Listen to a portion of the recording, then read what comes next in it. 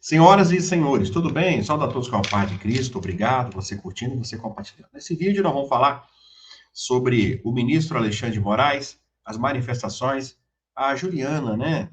A Juliana que veio a óbito ao cair no penhasco, na Indonésia. Já temos a causa da morte, o tempo, né, que ela ficou viva, né? Vou falar sobre isso também. E prefeitos, né? Prefeitos da cidade da Bahia foram afastados.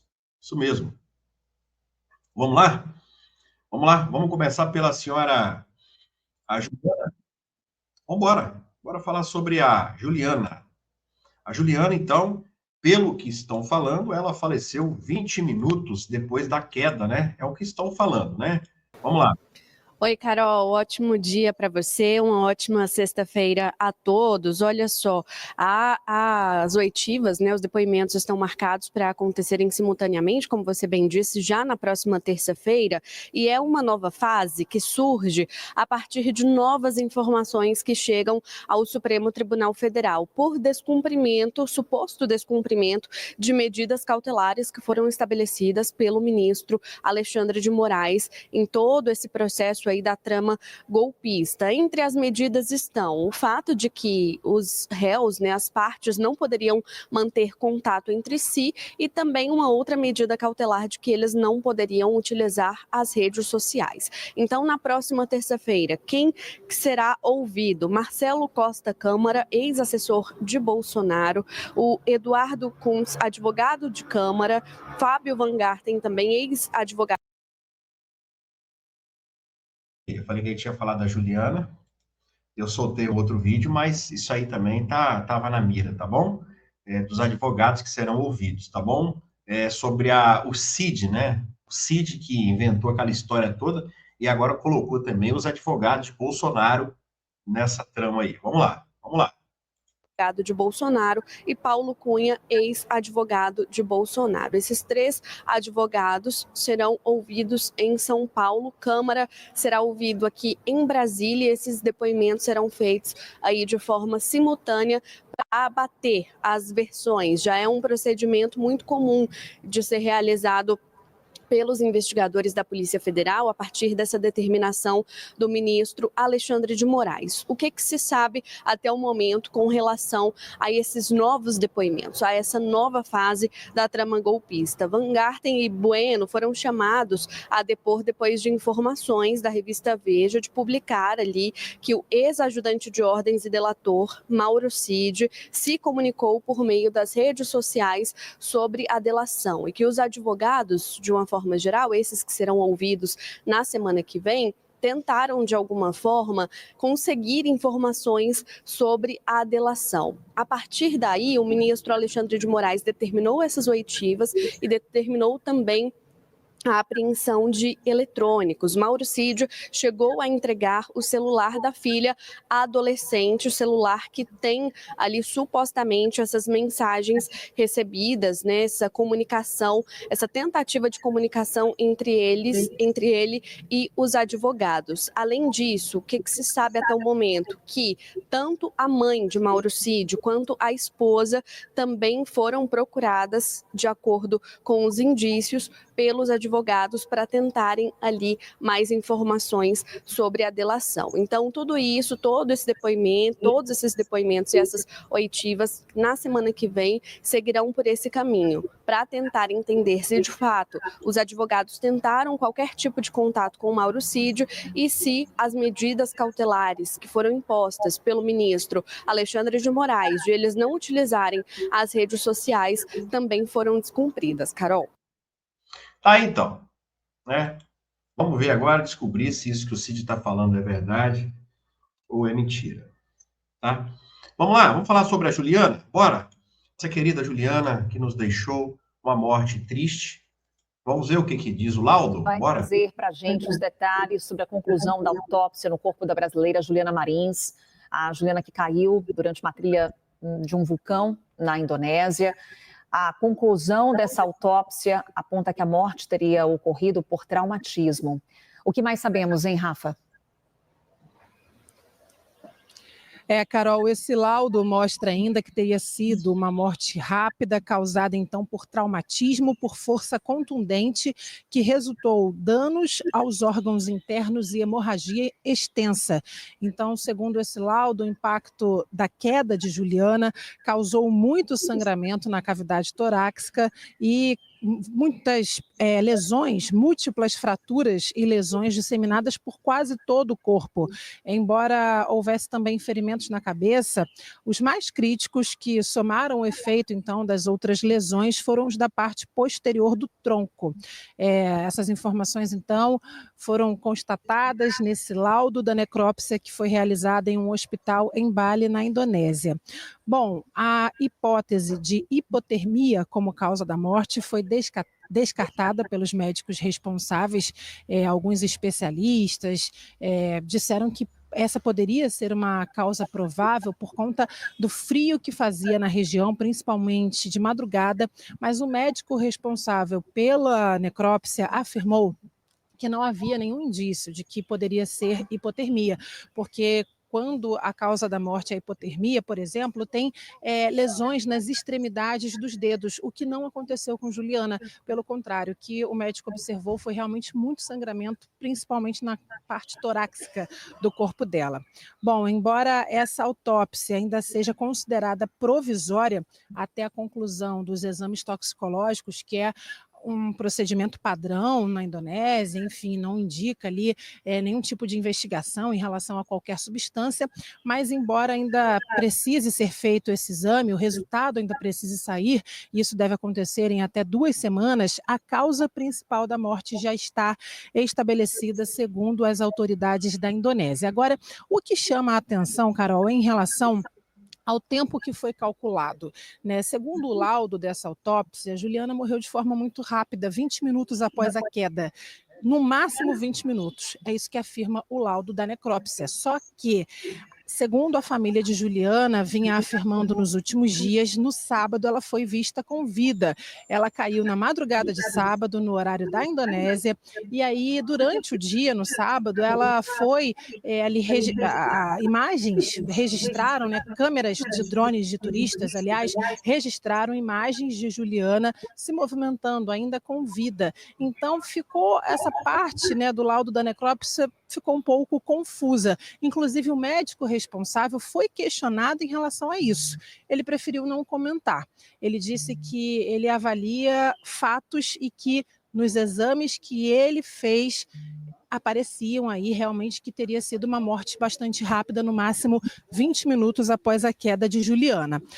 Bom, agora então a gente já tem esse laudo que foi emitido, o atestado de óbito, então, mas as informações em relação ao traslado ainda vão chegando aos poucos. O presidente Lula hoje alterou. Ali, ó, se vocês verem, ali naquelas imagens, ó, realmente ela está se mexendo lá, ó. Tá vendo? Olha lá, ó. Ela está se mexendo. Então, é o seguinte, eu não sou médico, né? Então, a gente não pode opinar aquilo que a gente não conhece, tá? Mas eu já vi também enfim, muita coisa nessa minha profissão. Então, dizem que essas imagens eram falsas. Quem que inventou essas imagens que ela estava viva? Para quê? E o médico diz que ele trabalha em fatos, né? E não em boatos. Não é boato, né? A moça estava viva, sim, pela manhã, né? Ou estou fazendo isso para poder tentar encobrir, porque o pai dela fez denúncia, né? Fez denúncia aí. Então, é bom que se investigue. Esse laudo ainda é um laudo provisório, né? Vamos ter ainda. Só quero dizer também, né, pessoal? Ela estava, acho que, quase 1.000 metros ali. Então, ela, ó, você entendeu, né? Ela foi descendo aí, descendo, dando cabalhota, batendo cabeça. É 1.000 metros. É muita coisa. É 1 quilômetro batendo cabeça e perna e braço. E foi que foi. Não foi uma quedinha simples também, né? Não foi uma quedinha simples, não. Estava vendo agora outro que caiu aí 200 metros do mesmo lugar. Ele se feriu bastante, né? Foi apenas 200 metros. Infelizmente, ela foi batendo cabeça, enfim, né? Tem que investigar isso aí. Beleza? Saudações aí à família, né? Nossos pesares aí à família. E ela morreu 20 minutos, então, né? Vamos falar então da decisão do STF de ontem, que regulou as redes sociais. O Google está preocupado com a regulamentação das redes sociais, viu? E ele expressou a preocupação sobre possíveis impactos na medida da liberdade de expressão e o funcionamento da economia digital.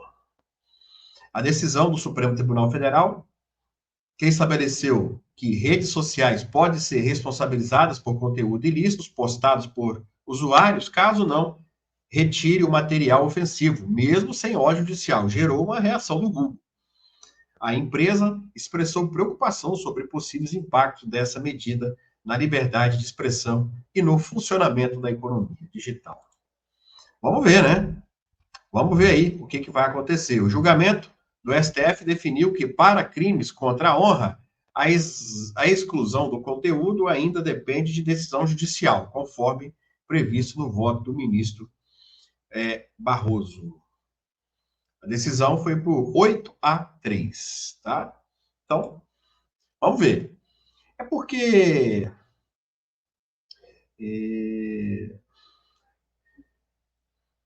crimes contra a honra, pessoal, é um negócio muito complicado isso aí, tá? Por exemplo, nem tudo que eu falo para você, as pessoas são diferentes. Você deu para entender? Tem gente que é chamado de um certo nome, que ele processa, ele mata o cara, ele faz o diabo. Tem gente que leva na esportiva, né, pessoal? Então, tem gente que é chamado de chifrudo e fala bem assim, oh, não é assim? Assim como brincadeira? Oh, roubei o chifre do boi, né? E tem gente que vai matar o cara, que processa, você entendeu, pessoal? Então, o crime contra a honra é um negócio complicado, porque nem tudo, não tem uma regra, porque as pessoas são diferentes. Tem gente que você dá bom dia para ela já quer te bater, nem gente que não dá bom dia, você reparou?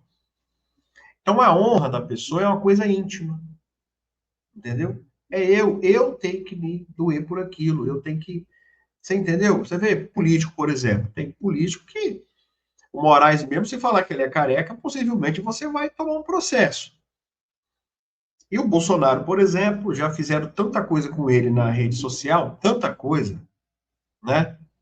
Até jogaram bola com a cabeça dele, jogaram, né? Tem sim vídeos aí. Ele processou? Não. Mas se fizer isso com o ministro Alexandre de Moraes, possivelmente a polícia vai explodir sua porta aí no outro dia e vai te prender. Você entendeu para você entender agora? Pois é. Falando nesse cidadão, o ministro Alexandre de Moraes, eu queria falar sobre ele agora. Que depois do Figueiredo, né? Depois do Figueiredo, lá está no Congresso, muitas especulações, né? E a guerra acabou, né? Porque tinham falado que era a guerra que estava atrapalhando aí as sanções vindo para o ministro Alexandre de Moraes. Também, né, pessoal? A guerra também, mas a guerra já acabou graças primeiramente a Deus e depois contra o Donald Trump, que deu um checkmate, né? Ele apagou fogo com fogo, né? E é possível mesmo apagar fogo com fogo, né?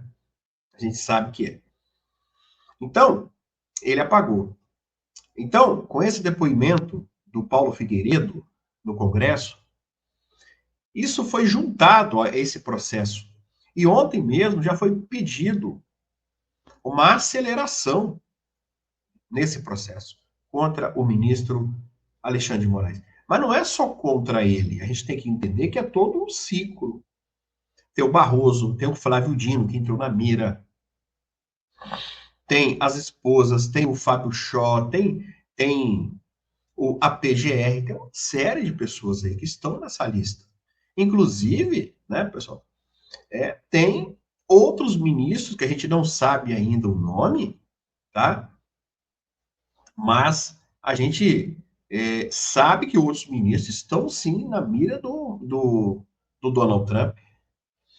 E a gente precisa disso o quanto antes, porque nós já temos aqui, tá, decisões aqui agora, ó, que o Supremo acaba de decidir agora, ó. O Supremo, ele tem maioria. Eu já tinha falado desse rapaz, né, da bola do Neymar, lembra? Que ele pegou a bola, autografada pelo Neymar, lembra que eu falei? Ele pegou a bola, levou e ele devolveu 20 dias depois, né? Eu falei sobre isso. Essa é a bola, né? Ao Museu da Câmara, tá bom aí, ó? Abraço, amigos do Neymar. Essa é a bola, tá? Que o camarada levou, né? O STF, então, ele tem maioria para condenar o réu que furtou a bola de Neymar. O nome dele é Nelson Ribeiro Fonseca Júnior, a 17 anos de cadeia, porque ele pegou essa bola e levou embora, né? A primeira turma do STF informou maioria para condenar Nelson Ribeiro Fonseca Júnior a 17 anos de prisão, né? Além de depredar patrimônio público, o homem furtou uma bola autografada pelo atacante Neymar. Então, tá aí, ó. Além da prisão, o relator do caso, o ministro Alexandre de Moraes, condenou o pagamento de R$ 50 mil de indenização e também 30 milhões por danos morais coletivos. Então, os crimes estão aí. 1, 2, 3, 4, 5, 6 crimes. Por que 6? Porque aqui teve furto, né? Tá? Teve o furto aqui da bola. Geralmente, eles respondem por associação, depredação, dano aqui, né? A maioria respondeu até aqui. Mas, como ele levou a bola, teve 3 anos a mais aí, ó. E um crime a mais. Ele foi seguido integralmente pelos ministros Flávio Dino e Carmen Lúcia. Então, tem maioria. Já Cristiano Zanin acompanhou Moraes quanto à condenação do réu, mas divergiu em relação à pena, propondo aí uma punição de 15 anos. O Fux ainda não votou, tá bom? Então teve maioria já para condenar o rapaz aí, o homem, não sei, né, quantos anos ele tem, mais 18 tem, né? A levar a bola embora. Ele errou, já falei para vocês que ele errou sim de pegar a bola e levar embora. Né? Mas eu já expliquei para vocês também isso. Ele demorou 20 dias para devolver a bola. Se ele pega essa bola, já falei, né? Se a bola estava ali pelo chão e ele pegasse essa bola, fizesse um vídeo, né, gente? Eu estou levando essa bola, amanhã mesmo eu vou devolver essa bola na unidade da polícia, né? Se tivesse feito um vídeo ali e ele tivesse feito mesmo, gente, estou aqui na polícia, estou devolvendo a bola, ele não iria responder por crime de furto, né? Não ia. E sim, na verdade, ele tinha até que ser elogiado, né, por ter salvado a bola. A mesma coisa aconteceu com o rapaz que levou a Constituição Federal embora, né? Aconteceu a mesma coisa. Ele exibiu ela, assim, né, na foto. Aquilo ali foi erro, né? Se ele tivesse feito o mesmo. Gente, ali no chão está a Constituição Federal. A gente não é vândalo. Eu vou pegar essa Constituição, eu vou levar ela para casa. Estou pegando agora. Eu vou levar lá para casa e amanhã cedo eu vou devolver à polícia. Pronto, né? Demoraram em devolver e tal, né? Então o ministro não engoliu isso aí. Tá? Esse era o certo a fazer, né? Agora, se eles levaram de boa ou má fé, eu não sei. Né? Não posso falar aqui se foi furtado, se levaram para depois devolver. Tem gente também que é inocente, né? Vou deixar aqui, depois eu devolvo isso. E vai passando, vai passando, vai passando. Eu não posso aqui alegar que foi o furto ou não. Mas ele está respondendo por furto, sim, a bola assinada pelo atacante Neymar, que está no Santos de novo. Voltando às sanções do ministro Alexandre de Moraes, a gente espera, pessoal, que isso chegue quanto antes. Por isso e muito mais. Né? O cara levar a bola embora e ele próprio devolveu, porque isso tem um agravante, mas tem um atenuante também, né? Porque ele devolveu. Porque se ele não devolve, a polícia sabia que estava com ele? Não. E se a polícia soubesse, tinha ido na casa dele buscar, mas não sabia. Se ele quisesse ficar com a bola, ele ficava. Qual o problema? Né? O problema é que ali está, né, escrito para o Museu da Câmara. Então, aí fica difícil ele exibir essa bola. Teria que apagar a assinatura do Neymar para ter uma bola comum também, que não ia servir para nada. Então, a bola, né, não tinha serventia nenhuma essa bola, porque só serve para lá, porque está escrito lá, né? É o Museu da Câmara, não é isso? Está escrito aqui, ó. O Museu da Câmara dos Deputados. Um abraço aí aos amigos, tá? Atacante Neymar. Bom, então não serviu para nada. Serviu para quê? Se fosse assinatura só do Neymar ali, tá ali no museu, etc e tal. Então, eu acho uma pena muito alta, 17 anos de prisão por uma pessoa dessa, sinceramente. Tá? Porque talvez, digo, esse cara talvez nem quebrou nada. Talvez só pegou a bola e levou embora. Ah, Marcelo, mas é que ele responda por furto, 3 anos ali só. Mesmo que ele levou a bola embora. Agora, a associação violenta, não sei o quê, armada, o cara não estava com arma. A gente tem que ser justo aqui. Concorda comigo? Tem que ser justo. A pessoa tem que pagar pelo crime, se é que cometeu, mas aquele crime. Eu não posso condenar as pessoas além disso. E, infelizmente, o Brasil está passando por isso. A gente espera que agora tenha acabado essas investigações contra o ministro dos Estados Unidos, que isso venha para cá, junto do Eduardo Bolsonaro, que está fazendo falta aqui também, para que o ministro comece, então, ali. Ele já foi intimado, né? O prazo dele está correndo, ele tem 21 dias, né? Ele tem 21 dias, o prazo dele está correndo, ele já foi intimado. Está correndo, ele tem que se defender lá. Pode ser que, assim que ele se defender, chegue, então, de vez aí a sanção para esse indivíduo. Né? A gente precisa muito. Eu gostaria muito de dizer para vocês também, pessoal, vou até colocar aqui para vocês aqui, ó, 079 058 457 37. Vocês que estão ajudando aí o nosso querido, né? O nosso querido paulistano, nós estamos na iminência de pagar o aluguel para ele, porque o inverno está chegando na Argentina e ele está num lugar cercado de lona. Tem aqueles plásticos, pois é, aquela lona pretinha, que faz um vento, faz um barulhão, ele está cercado por aquilo. Não é nem barraca de camping, não. É aquilo que ele está dormindo, né? Ou tentando dormir. A gente está tentando aí pagar o aluguel dele e fazer uma boa compra para ele tentar sobreviver no frio. Nós já perdemos uma brasileira pelo frio, né? Tudo indica que foi pelo frio, ou pancada, não sei, mas a gente não podemos deixar mais um irmão aí nessa situação. Peço a vocês que nos ajudem. Aqui está, ó, o CPF. Esse Pix aqui você pode enviar agora, por favor. Embaixo tem o número da conta, quem não tem Pix. Vamos ajudar ele, que ainda hoje nós vamos fazer a transferência para ele. Forte abraço, fica com Deus.